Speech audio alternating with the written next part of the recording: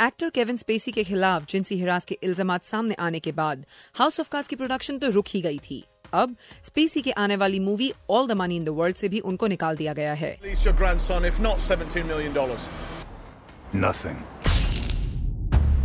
Soni pictures और director Ridley Scott वो सब सीन्स अब एक्टर क्रिस्टोफर प्लमर के साथ दोबारा शूट करेंगे जिनमें पहले स्पेसी थे।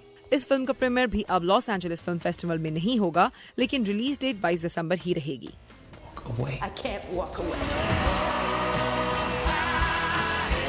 कंट्री म्यूजिक अवार्ड्स की तकरीब इस साल लास वेगस में मास शूटिंग में हलाक होने वालों के नाम की गई और होस्ट ब्रैड पेस्ली और कैरी अंडरवुड ने यूनिटी के पैगाम को प्रमोट किया। ग्लैमर से भरी इस शाम में फ्रेंड्स इन लो प्लेसेस के सिंगर गार्थ ब्रुक्स ने एक बार फिर जीता एंटरटेनर ऑफ द ईयर का अवार्ड। बेस्ट फीमेल वोकलिस्ट का अवार्ड मिला मिरांडा लैम्बर्ट को, जबकि क्रिस टेपल्टन ठहरे बेस्ट मेल वोकलिस्ट। कोई भी अवार्ड नाइट टेलर स्विफ्ट के बगैर तो मुकम्मल नहीं। टेलर ने जीता best song of the year का अवार्ड अपने गीत बेटर मैन के लिए। टीवी शो ग्रेज एनाटॉमी ने हासिल किया एक बड़ा संगे मील। ABC प्रोडक्शंस का मेडिकल ड्रामा